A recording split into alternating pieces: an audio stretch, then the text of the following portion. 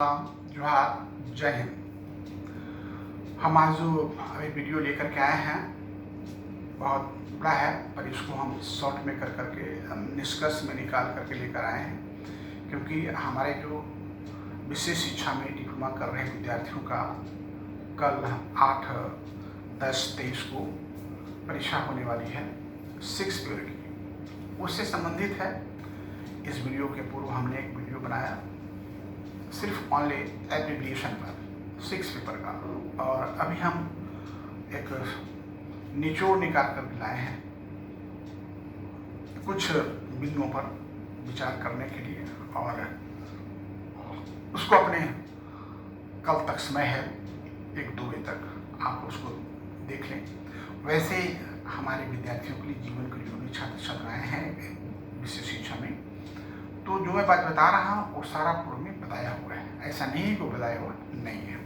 फिर भी हमें लगा कि दे देना चाहिए ताकि आपको रिमेंबर में रहे, रिकॉग्नाइज में रहे। तो चलिए हम शुरू करते हैं लर्निंग से, सीखना से। लर्निंग तो आप जानते हैं, this is a life long process. यह क्या है? यह लाइफ लॉन्ग प्रोसेस है, जीवन वृत्त चलने वाला है। स्टेज ऑफ लर्निंग, देखिए there are 4 stage of learning. सीखने के 3 चरण हैं। एक्वाजिशन, जिसे हम बोलते हैं अधिग्रहण, मेंटेनेंस, रख रखाव। हम सीखे हैं तो उसको बरकरार रखने का प्रयास करें। हम सीखे और भूल गए, उससे कोई औचित्य नहीं है। फ्लुएंसी, जब कोई चीज़ हम अधिग्रहण करते हैं, उसको इम्प्लीमेंटेशन में लाते हैं, रख रखाव बरकरार रखते हैं, तो फिर वह फ्लुएंसी यानी प्रवीणता में बदल जाता है। यानी हम लोग की हैंडराइटिंग पहले कुछ थी, अभी कुछ है, अब हमारी हैंडराइटिंग एक फ्लुएंस आ गया है। एंड 4 होता है जनरलाइजेशन, अनुकूलन, यानी तब वह इस बात को परिपक्व हो जाता है कि ये एट ग्लांस नजर में आ जाता है। टीचिंग प्रिंसिपल, अभी क्या है टीचिंग प्रिंसिपल? तो देखिए, हम जो बौद्धिक दिव्यांग बच्चों को जो हम लोग सिखाते हैं, तो इसके जो प्रिंसिपल हैं, सिंपल टू कम्प्लेक्स। पहले हम उसको सिंपल में जाएंगे, धीरे धीरे उसको हम कम्प्लेक्स में ले जाएंगे। यदि उस बच्चे को कोई चीज़ हमें सिखाना है, तो सिखाने के लिए सबसे पहले उसके आस पड़ोस और नज़दीक का जो चीज़ है उसके बारे में बताएंगे। देन उसको हम अदर के बारे में बताएंगे जो उसके नज़र के सामने नहीं है। जो उसके नज़र के सामने है वह जल्द को ग्रहण करेगा। सो सिंपल टू कम्प्लेक्स, यानी साधारण से कम्प्लेक्स में, कठिनाई में। नो अननोन, पहले हम उसको नोन चीज़ को बताएंगे। भाई कहा ना हमने कि जो बच्चों को हम वही सिखाएंगे जो हमारे आसपास की चीज़ें 24 आवर नज़रों में, घर, मकान, दुकान, विंडो, कुर्सी, टेबल, बॉल, बुक्स, टीवी, तो इसके बारे में बताएंगे, वो जल्द ग्रहण करेगा। तो ये हो गया नो टू अननोन। तब उस पर जाएंगे जो उसके सामने परिवेश में नहीं है, उसके बारे में हम बताएंगे। इसके बाद है concrete to abstract. Concrete to abstract क्या है कि मूर्त से अमूर्त रूप में।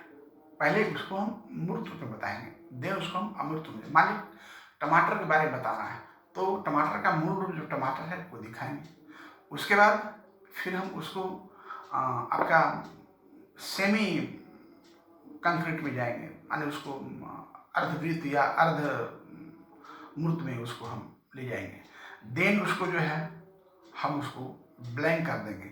जैसे सिंबॉलिक, माने जो सिंबल्स बताते हैं वो सिंबॉलिक हो गया, और एक जो है आपको इमेज बेसिक, जो हम इमेज दे करके सिखाते हैं। मान लिया ओरिजिनल दे करके टमाटर का हम फोटो दिया, तो इमेज बेसिक हो गया, और जो ओरिजिनल टमाटर है वो सिंबॉलिक हो गया।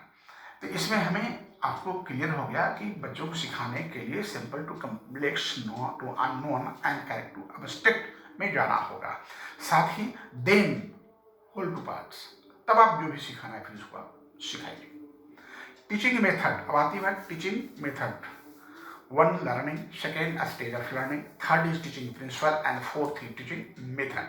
टीचिंग मेथड, तो देखिए इसमें एक मेंटली सेंसरी मेथड है जो हम नॉर्मल एबनॉर्मल माने दिव्यांग बच्चों, बौद्धिक दिव्यांग और सामान्य बच्चों दोनों पर हम यूज करते हैं।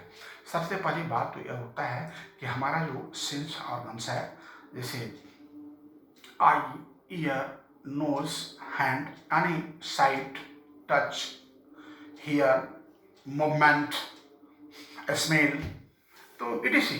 तो वी थिंक बट जो हमारे सेंस ऑर्गन्स हैं, पहले हम इससे बच्चों को सिखाएंगे, माने सेंस ऑर्गन से, तो वो समझ पाएंगे और ऐसे ही सीखता है। This is real process of the teaching method. Play way, play way खेल खेल में सिखाना, यानी जो है play is also a work.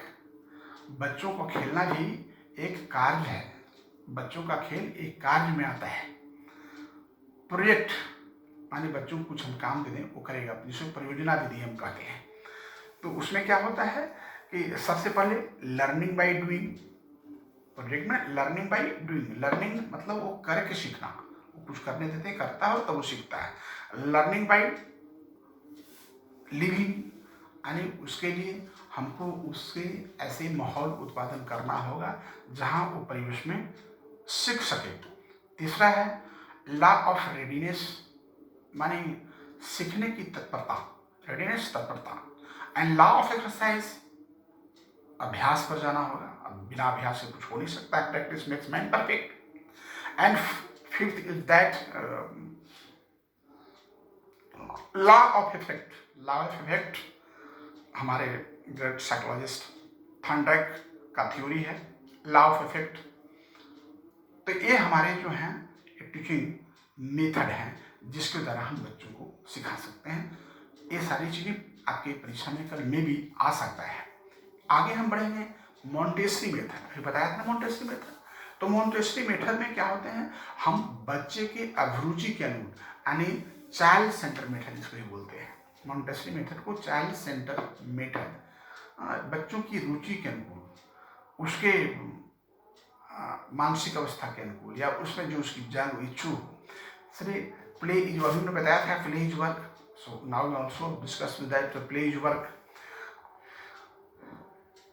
Prepared environment, education के लिए वैसा एनवायरनमेंट प्रिपेयर करना पड़ता है जो बच्चे दीवार, छत, बुक्स कहीं भी देख करके कुछ सीख सकते हैं और सीखने की प्रेरणा उससे मिले। इंडिपेंडेंस, उन बच्चों को खेल खेल में सीखने के लिए, कुछ भी सीखने के लिए उसको स्वतंत्रता दीजिए।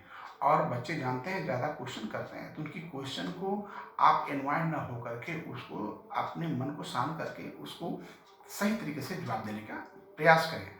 हैंड्स लिविंग, देखिए हैंड्स लिविंग क्या है कि आप कुछ कलाकृति करने में बच्चे लोग कई प्रवीण होते हैं, तो जैसे ड्राइंग हो गया या हाथ सफाई करने का कार्य जिसमें हो, तो बहुत अच्छे से उसको आप सिखा सकते हैं।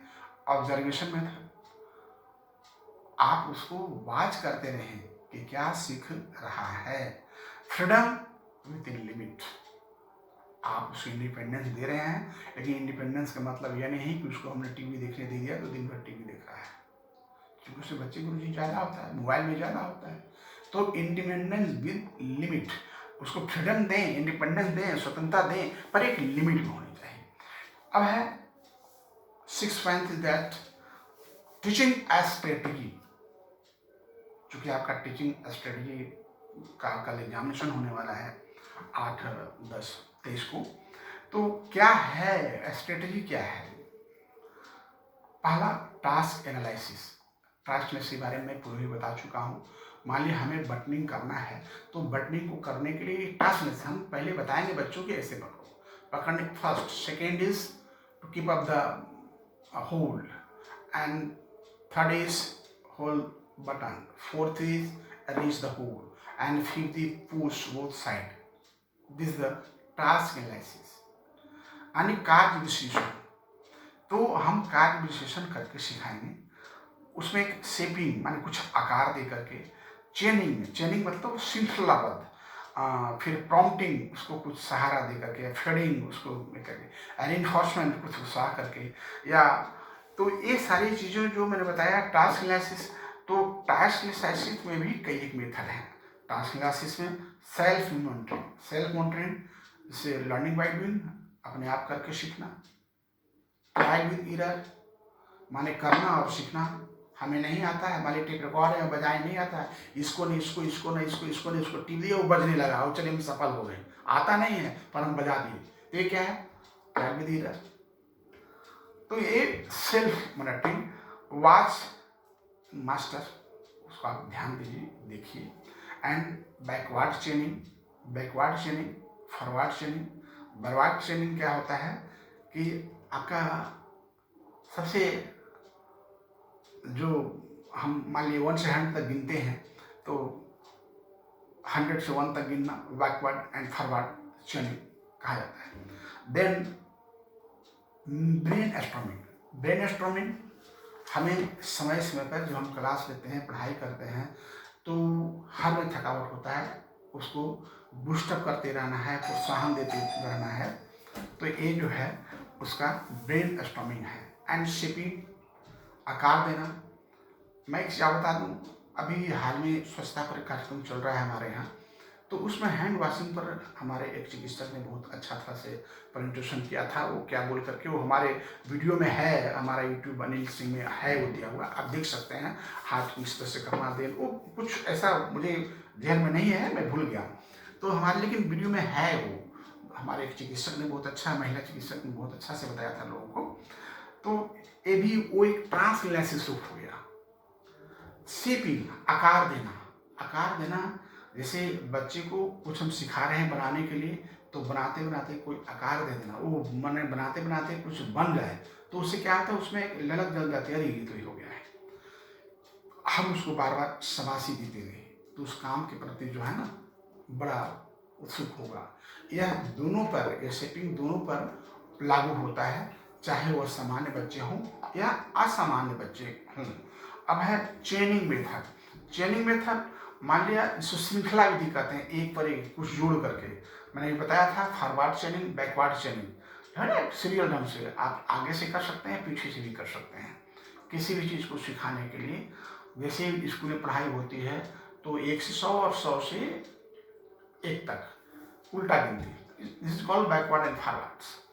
प्रॉम्प्टिंग एंड फेडिंग जो है, इसके बारे में आप जान लें कि एक वर्बल प्रॉम्प्टिंग होता है, मतलब हम कुछ बोल करके उसको बता रहे हैं, बच्चा नहीं लिख पा रहा है, एक लाइन खींचे, एक और खींचे, this is called verbal prompting.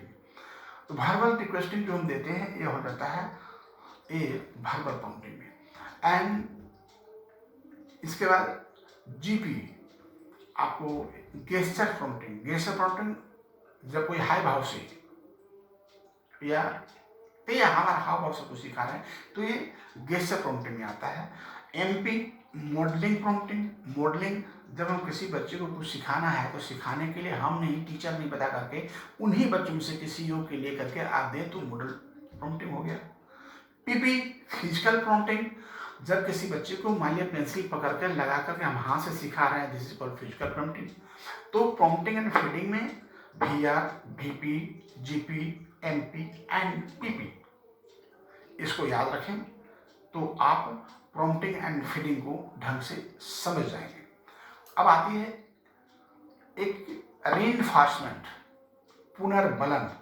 ये हमारा महान मनोवैज्ञानिक साइकोलॉजिस्ट हमारे BF स्किनर का अपील कंडीशनिंग में आता है। रीइंफोर्समेंट, टाइप्स ऑफ रीइंफोर्समेंट देखिए, positive and negative, 2 types of positive and negative. Positive सकारात्मक, जब कोई बच्चा सकारात्मक कार्य करता है तो उसको हम रीइंफोर्समेंट देते हैं, अवार्ड देते हैं, रिवार्ड देते हैं। उसमें भी होता है primary and secondary. And negative, जब कोई व्यवहार को हमको घटाना होता है, माने कोई अवांछनीय व्यवहार को कम करना होता है, तो उस वक्त हम नेगेटिव रीइंफोर्समेंट का उपयोग करते हैं। इसके साथ ही आपका CCE आपका जो है ये कंटिन्यूअस कंप्रिहेंसिव एवोल्यूशन का अर्थ है सतत और व्यापक मूल्यांकन। सतत और व्यापक मूल्यांकन जो है, ये आपके राइट टू एजुकेशन एक्ट 2009 में आया था, और जो 6 से 10 वर्ष के बच्चों के लिए अनिवार्य था। इसको CBSE ने भी अप्रूव किया था, जिसे 17-18 में कैंसिल कर दिया गया। इसके जगह पर वो हैं ही, वो भी ठीक है, और साथ में फॉर्मेटिव सुमेटिव एवोल्यूशन भी होता है। मैं ये सारी चीज़ें बता चुका हूँ, फॉर्मेटिव और सुमेटिव एवोल्यूशन। फॉर्मेटिव किसे कहते हैं, सुमेटिव किसे कहते हैं, जो कि वीडियो काफ़ी बड़ा होगा, फिर आप लोगों को सुनने में मन नहीं लगेगा, या आप ज़्यादा होने से आपको एक फीलिंग होगी, ध्यान नहीं रह पाएगा। सो दैट जो बताया है उसको आप देख लें। मैं इसलिए यहाँ रिकॉग्नाइज करा रहा हूँ आप लोगों को। इम्पॉर्टेंस अब आता है, इम्पॉर्टेंस ऑफ टीएलएम। टीएलएम का महत्व क्या है, देखिए मैं बताता हूँ। हम जो भी है वो टेस्ट जो है, हम लोग टेस्ट से 10% सीखते हैं, टच से 5% सीखते हैं, स्मेल से 3.5% सीखते हैं, हियरिंग से 11.0% सीखते हैं, और साइट से 83% 8 पॉइंट सीखते हैं।